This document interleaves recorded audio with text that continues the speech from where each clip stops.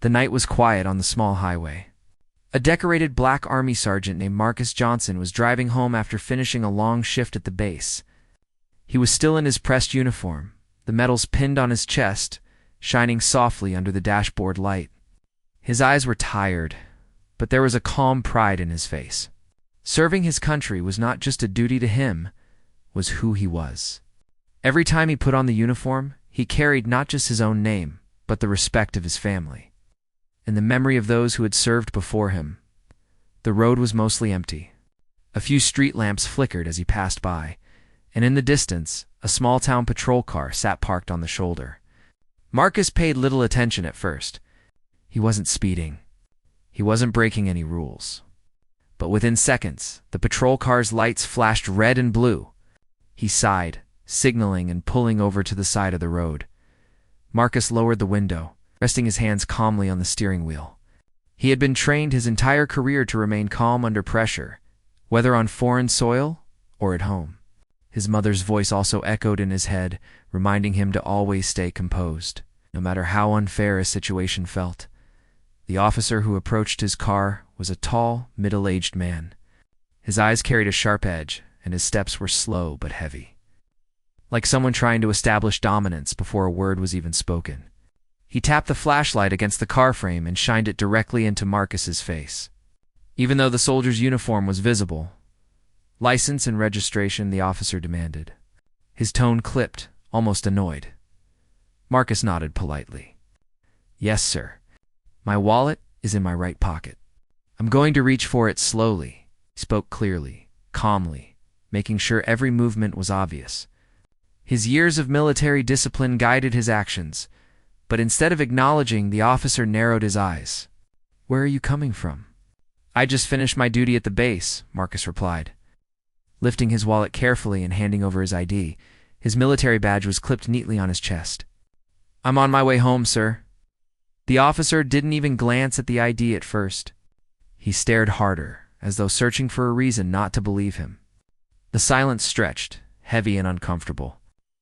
Marcus kept his eyes forward, his hands still, his chest rising and falling in steady control. "Step out of the car," the officer ordered suddenly. Marcus blinked in surprise but didn't argue. He unbuckled, opened the door and stepped out slowly, the gravel crunching under his boots. The night air was cool, carrying the faint smell of dust and pine from the nearby woods. The officer circled him, his flashlight beam crawling up and down Marcus's uniform.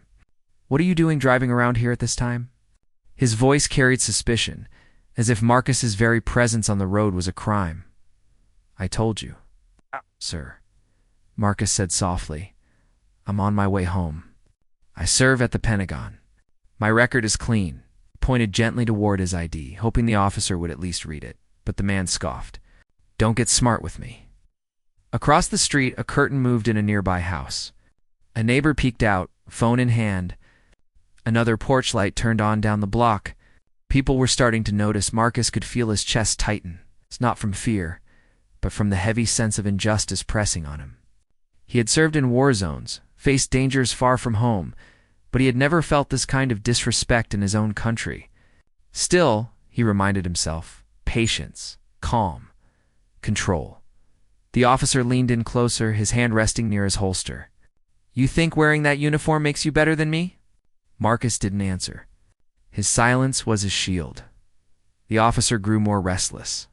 "Answer me," he barked, his voice echoing across the quiet street. Marcus took a slow breath. "No, sir. I serve everyone, including you.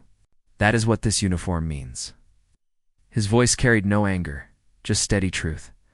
But the tension thickened. Another neighbor stepped onto their porch, phone lifted, recording.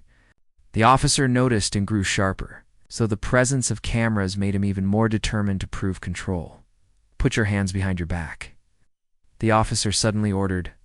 Marcus's brow furrowed. "Am I under arrest, sir? For what reason?" "You heard me," the officer snapped. Marcus knew he had done nothing wrong. He hadn't resisted, hadn't disobeyed. His calmness should have been proof enough.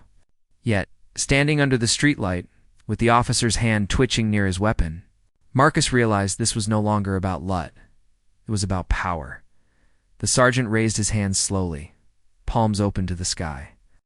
"I mean no harm," he said softly. "But I ask for respect. I serve this nation with honor." "I don't deserve—" His words were cut short as the officer shoved him roughly toward the hood of the car. The impact sent a dull ache through Marcus's chest. The flashlight clattered to the ground. "Stop resisting!" The officer shouted, though Marcus wasn't resisting at all. The crowd across the street gasped. A woman's voice cried out, "He's not resisting." Phones tilted higher, recording every second. The tension snapped like a wire pulled too tight. Marcus tried once more. "Please, listen." But before the words left his mouth, a deafening crack split the air. The officer had drawn his weapon and fired. The bullet tore into Marcus's side, sending him crashing to the ground. The world slowed. Marcus's vision blurred, but he clutched the earth, refusing to let go of consciousness. His training told him, "Stay awake, breathe, survive." He pressed his hand to the wound, his uniform now stained with the same sacrifice it had always represented. The crowd screamed. A man shouted, "I got it on video." Another yelled, "Call 911." Panic filled the night, but also anger. Neighbors ran forward, yelling at the officer, who now looked around nervously, realizing what he had done was being captured from every angle. Marcus coughed. Blood in his throat, but he whispered words that no one expected. "They know. The Pentagon knows where I am." His voice was weak but steady, his eyes fixed on the officer who had shot him. The officer frowned, stepping back unsettled. "What did you say?" Marcus held on, pain burning through him, but he managed to force a faint, grim smile. "You'll see." In a minute, in the distance, faint at first but growing louder, came the deep rumble of engines. Black SUVs and armored vehicles sped down the road, headlights cutting through the night like sharp blades. The crowd turned, astonished. The sound grew closer, a storm rolling into the quiet street. Marcus closed his eyes for a second, gathering strength. He had endured the shot, endured the disrespect, but he knew justice was already on its way. The moment the cop pulled that trigger, the world had changed. The night was no longer his alone. It was about to become a turning point for everyone watching. The street was no longer silent. The gunshot had torn through the night like thunder, and now chaos filled the air. People rushed from their porches, voices shouting, phones raised high. The officer who fired the shot stood frozen for a moment, his weapon still in hand, his chest rising and falling in sharp breaths. His face no longer carried the same boldness. For the first time, doubt crept into his eyes as the weight of what he had done began to press down on him. Marcus lay on the ground, his uniform darkened with blood. His training screamed at him to stay awake, to control his breathing, to hold on. He pressed his palm against the wound with steady pressure, just as he had taught young recruits countless times during battlefield drills. He whispered to himself, "Hold strong. Help is coming." His voice was faint, but his spirit was unbroken. The crowd grew louder. A young man in a hoodie ran closer, kneeling near Marcus but careful not to touch him. "Stay with us, Sergeant." "We're calling an ambulance," he said, his voice shaking with both fear and admiration.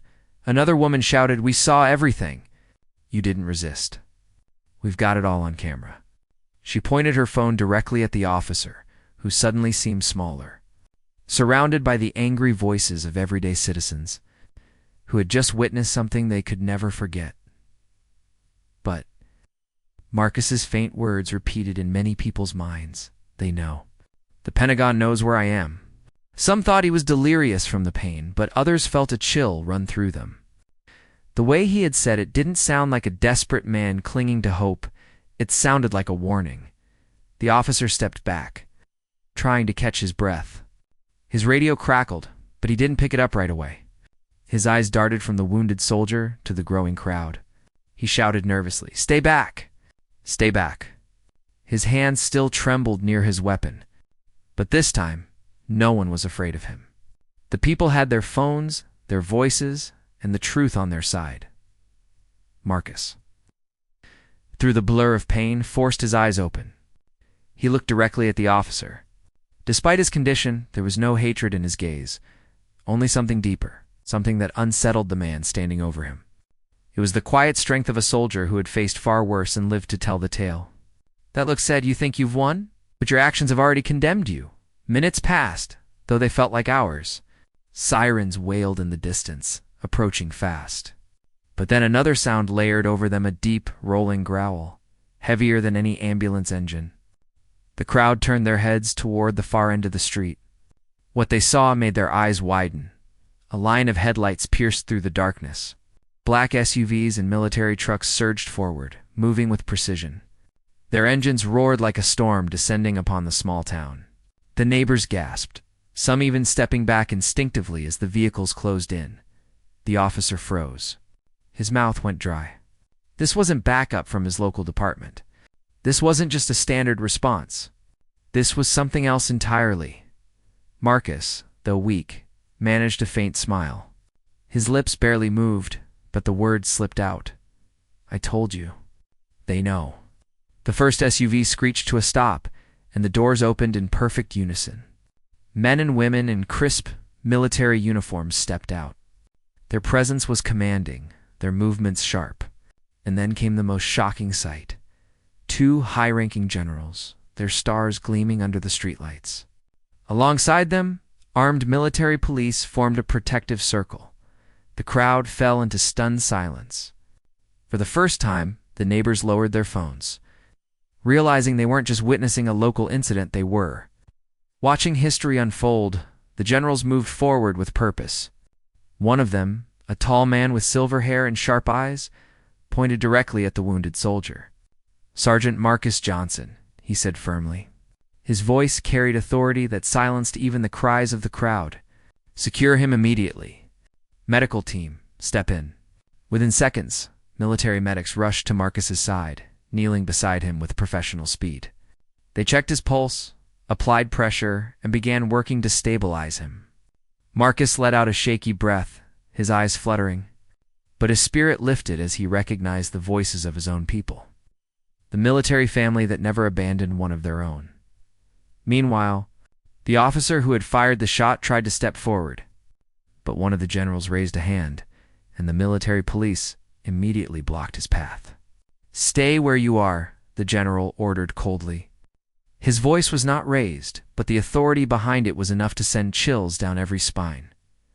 The officer swallowed hard. I was just doing my duty." He resisted lies, shouted a neighbor, raising his phone high. "We saw everything. We've got the whole thing on camera." Others joined in, holding up their screens. The glow of evidence shining in the night, the generals didn't even look at the officer. One of them pulled a document from his case, unfolding it with calm precision. "You will remain silent until further notice," he said firmly. "We already have federal warrants. You will answer directly to the Department of Defense and the Department of Justice."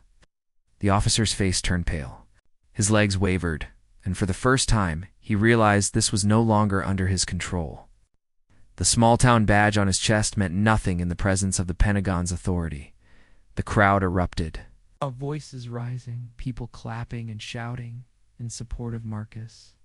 "Justice," one man yelled. "Protect our soldier," another cried.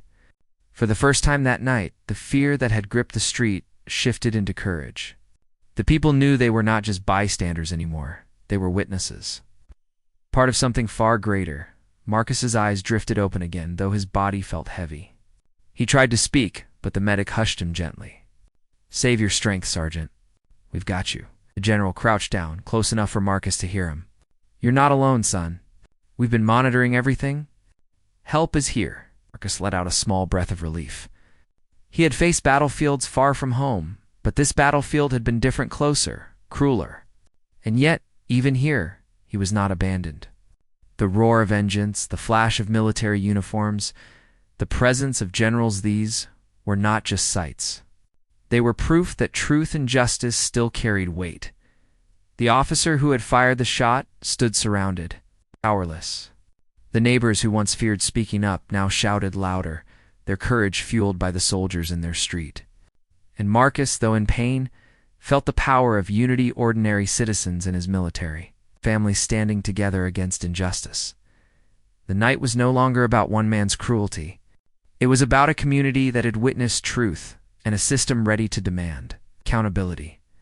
And as Marcus was lifted carefully onto a stretcher, his hands still pressed weakly to his wound, he whispered once more, barely audible, but filled with conviction, "Justice is coming." The general nodded firmly. "Yes, Sergeant, and it begins tonight." Engines continued to roar as more vehicles rolled down the street, their tires crushing gravel, their lights cutting through the night.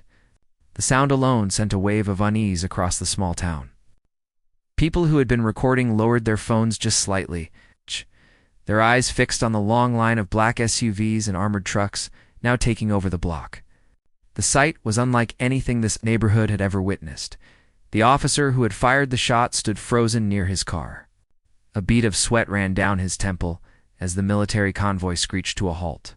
He had expected maybe an ambulance, maybe his own department to arrive and back him up. But this was something far beyond what his badge could shield him from. The back doors of the first SUV opened. Their uniforms were spotless, their stars gleaming under the harsh streetlights. Their presence alone shifted the atmosphere. Authority, discipline, and power radiated from them like a silent storm. Behind them, heavily armed military police fanned out, forming a secure perimeter. The crowd gasped. Some covered their mouths in disbelief. Others whispered, "Generals, Pentagon generals." Their voices trembled with awe. Ordinary people knew what they were seeing was not normal. This wasn't a routine traffic stop anymore. It had turned into a matter of national importance. One of the generals walked forward, tall and commanding, his face stern but calm. His eyes scanned the scene first at Marcus lying on the stretcher, then at the frightened officer standing a few steps away. His jaw tightened. The air grew heavier, as if the entire street had been pulled into silence. "Sergeant Marcus Johnson," the general said, his voice firm and clear.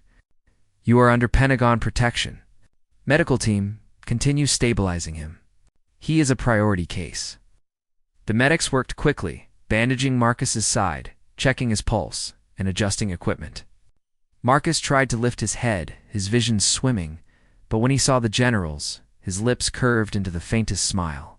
He knew them. He recognized the chain of command.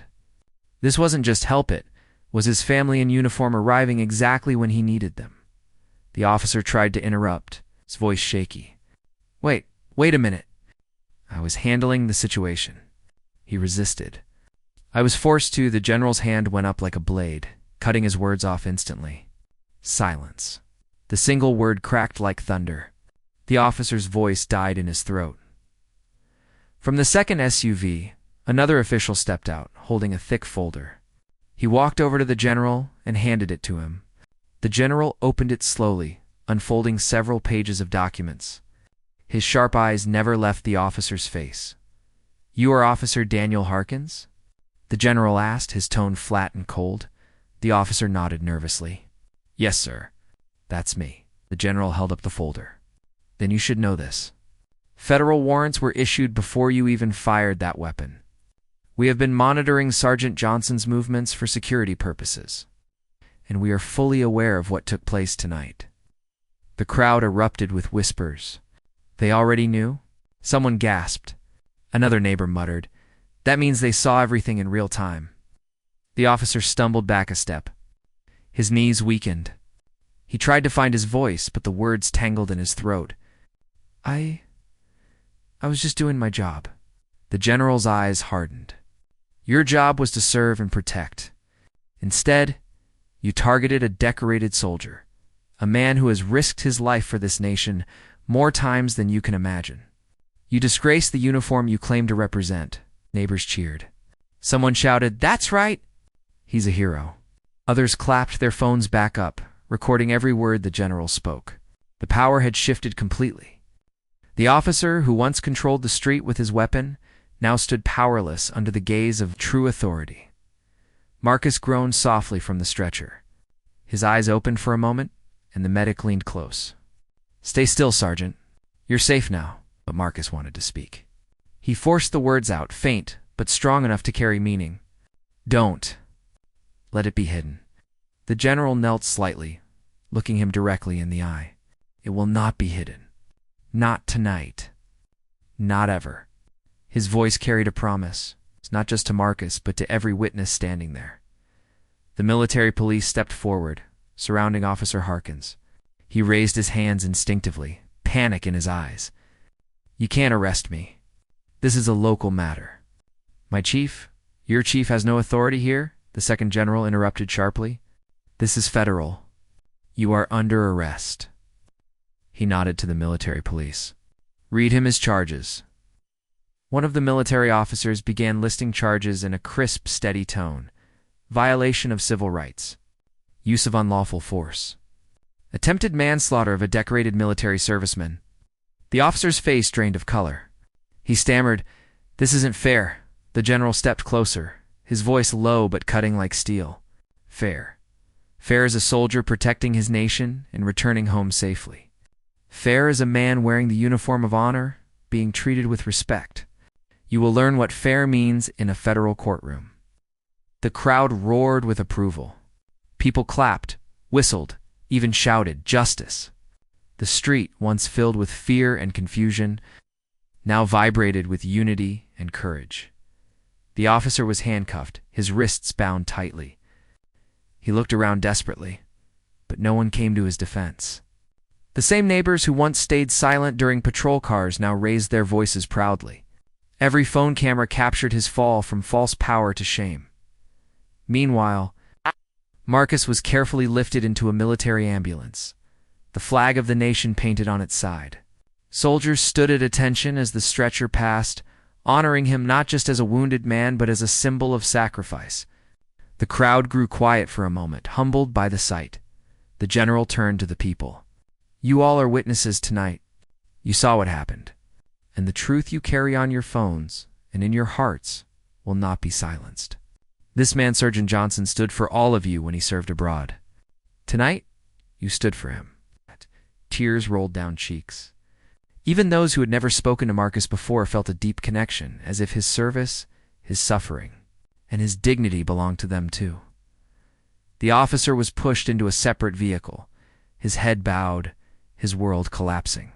The crowd didn't jeer him, they simply stared. The weight of justice pressing on him far heavier than chains. Marcus's eyes fluttered once more as the medics was prepared to drive him away. The general leaned close again. "Rest now, Sergeant. You've done enough. We'll take it from here." With a faint nod, Marcus let his eyes close. The sound of the crowd's support and the strong voices of his fellow soldiers wrapping around him like a shield. He had fought to stay alive. And now justice itself had come rolling down the street in black SUVs and military uniforms. The night had shifted forever. What started as a traffic stop had become a national moment. And as the military convoy began to pull away, the people knew this was not the end. It was only the beginning of a reckoning. The night carried a strange silence after the handcuffs clicked around Officer Harkin's wrists. The man who had controlled the street minutes ago now stood surrounded, his head lowered, his breath heavy. Neighbors whispered among themselves, their phones still recording, their eyes wide with disbelief. For the first time, they felt the weight of true justice happening right before them. The general in command gave a sharp nod. The military police began escorting Harkins toward one of the SUVs. But before they placed him inside, the general raised his hand. "Hold." Soldiers froze immediately. The general turned slowly, scanning the crowd of neighbors who had gathered on the sidewalks. His voice rang with authority, but also with respect. "Every person here is a witness. What you saw tonight must not remain in shadows. Step forward, if you will. Speak your truth." For a moment, no one moved. People exchanged nervous glances. It wasn't easy to step forward against an officer, not in a small town where silence had always been safer. But then, a young woman in her 20s raised her hand, her phone still glowing in her grasp. "I have the whole thing recorded," she said, her voice trembling at first, then growing stronger. He didn't resist. The sergeant did everything right.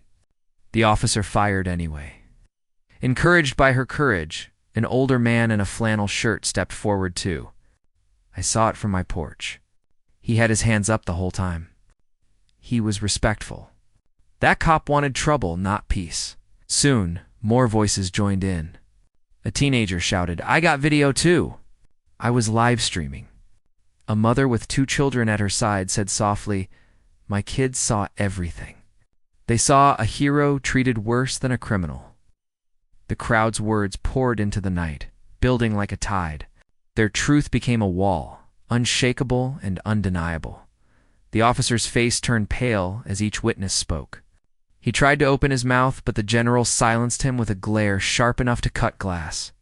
"Not another word," the general said firmly. "The truth speaks for itself." The second general held up a tablet. With a few taps, he projected footage onto a small screen brought out by one of the soldiers. The crowd gasped as the video played Marcus standing calmly, speaking clearly, moving slowly, doing everything to avoid conflict. Then the shove, the shouts, and finally, the gunshot. The silence after the video ended was deafening. The neighbors, once uncertain, now stood taller, their faith in what they saw confirmed. The generals turned back to Harkins. "You claimed he resisted," the general said, his voice heavy with controlled anger. "This evidence proves otherwise. You disgraced your badge, you violated your oath, and you nearly cost this nation a decorated hero." Harkins swallowed hard. His eyes darted left and right, looking for escape, but there was none. His power had evaporated the moment truth was laid bare. The general continued, his voice lowering but growing sharper with each word. "Do you understand who this man is? Sergeant Marcus Johnson has served in war zones you cannot even imagine. He has carried wounded men across battlefields, saved lives under fire, and risked everything for the flag you wear on your chest. And tonight, you treated him as though he was less than nothing." The words struck like blows. The crowd murmured, their respect for Marcus deepening with every detail. Some placed their hands over their hearts. Others bowed their heads. Even those who hadn't known him personally now felt as though they owed him gratitude. Marcus, lying in the ambulance with medics working tirelessly on him, stirred slightly. His eyelids fluttered, and though weak, he caught fragments of the general's words. His heart swelled with pride, not pride in himself, but pride in the truth finally being spoken out loud, for everyone to hear. One of the neighbors, a man in his 50s, raised his voice. "That soldier fought for us, and we're going to fight for him now.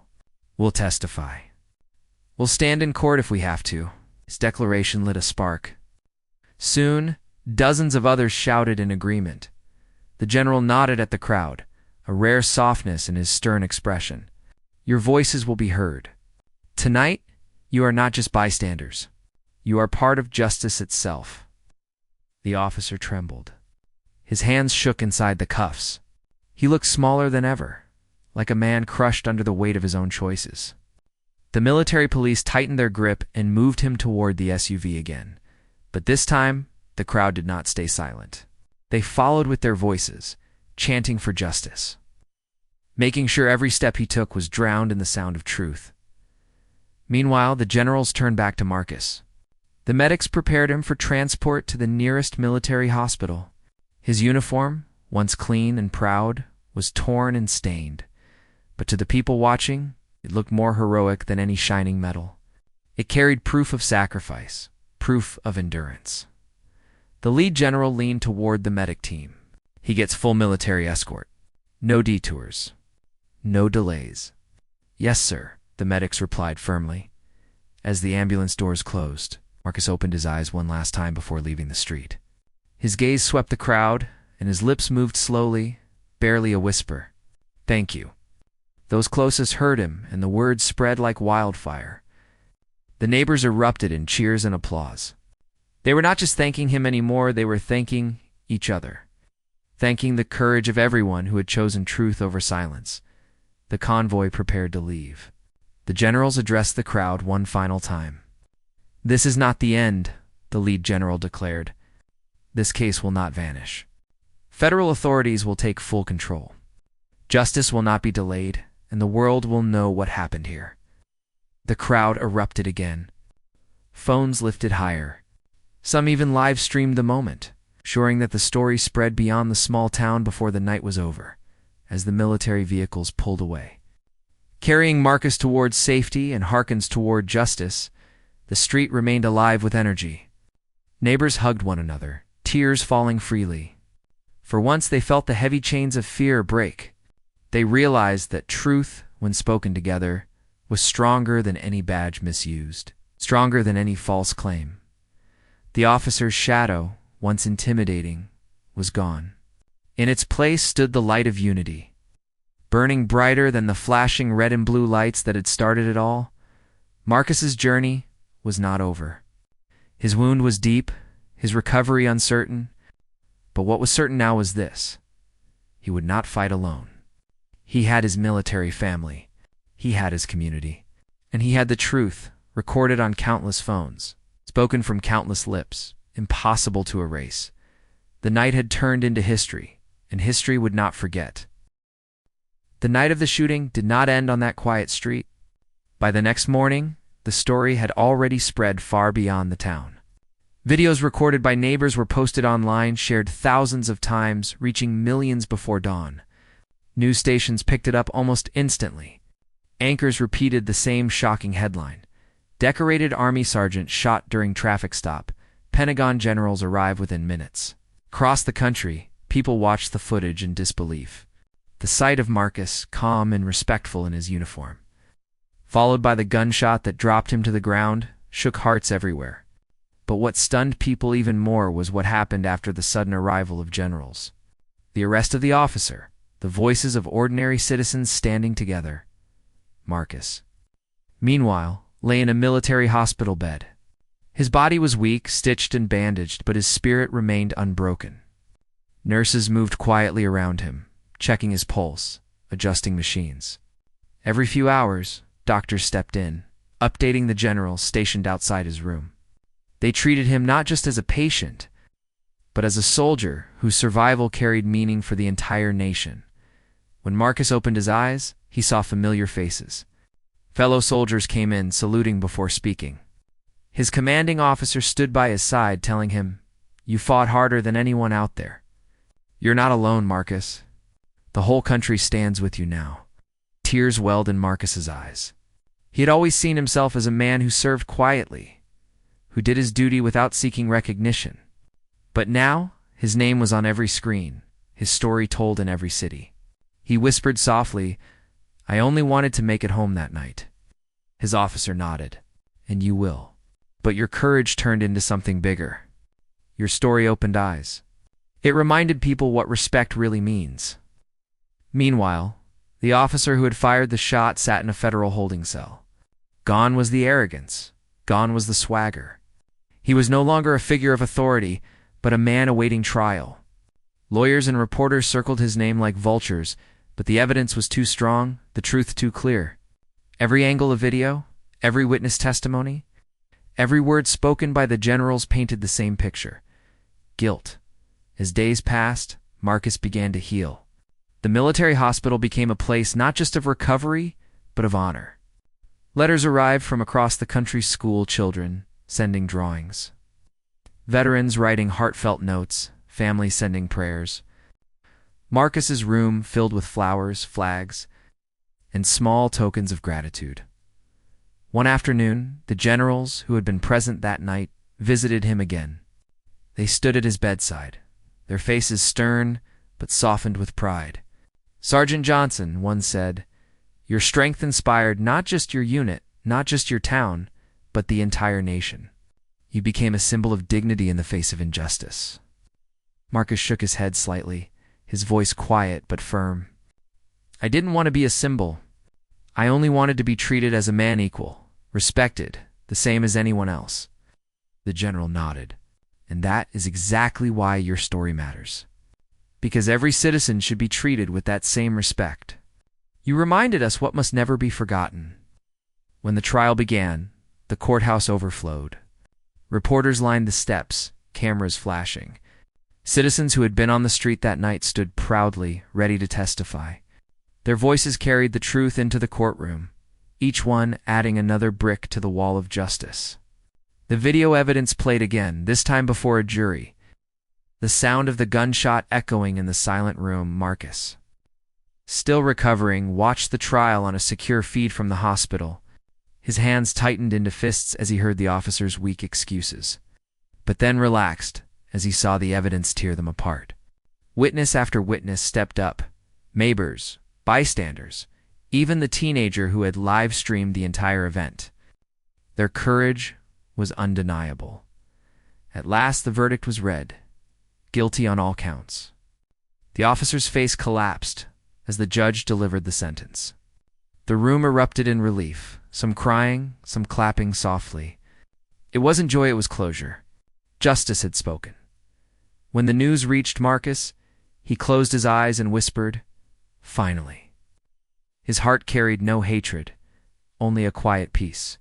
He had survived not just the bullet, but the weight of injustice, and now the truth had prevailed. Weeks later, Marcus was strong enough to stand again. His steps were slow, but each one carried the pride of resilience. At a special ceremony held in Washington, he was invited to speak. The hall was filled with generals, soldiers, officials, and ordinary citizens who had followed his story. Cameras broadcast the event nationwide. Marcus stood at the podium, his uniform clean once more, his medals shining brighter than ever. He paused, his gaze sweeping across the sea of faces. His voice, though calm, carried power. "I never expected that night to change so much," he began. "I never asked for attention, never asked to be a symbol. I only asked for respect, the same respect every man, every woman, every child deserves. I stand here today not because of my strength alone, but because of the voices of my neighbors, because of the courage of ordinary people who refuse to stay silent. They are the true heroes." The audience erupted in applause, rising to their feet. Some wiped away tears. Others saluted. Marcus continued, "My story is just one story, but let it be a reminder. We all wear a uniform in some way, not just cloth and medals, but the uniform of humanity. And in that, we are all equal. Justice is not a gift. It is a duty, and it belongs to everyone." The hall filled with thunderous clapping. The generals stood at attention, saluting him with the respect he had always deserved. Later that night, Marcus sat quietly in his room, away from cameras, away from speeches. He looked out the window, the city lights glowing in the distance. His heart was heavy with memories, but also lighter with hope. He knew scars would remain, both on his body and in his soul. But he also knew those scars told a story of truth, unity, and justice. He whispered to himself, almost like a prayer, "I made it home." And indeed he had. Not just home to his house, not just home to his family, but home to a country that, at least for one night, had remembered the meaning of respect. The story of Marcus Johnson became more than just news. It became a lesson retold in classrooms, spoken about in churches, debated in town halls.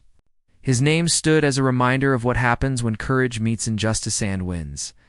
And though Marcus would carry the memory of that night forever, he carried something else too, the knowledge that he was not alone and never would be again.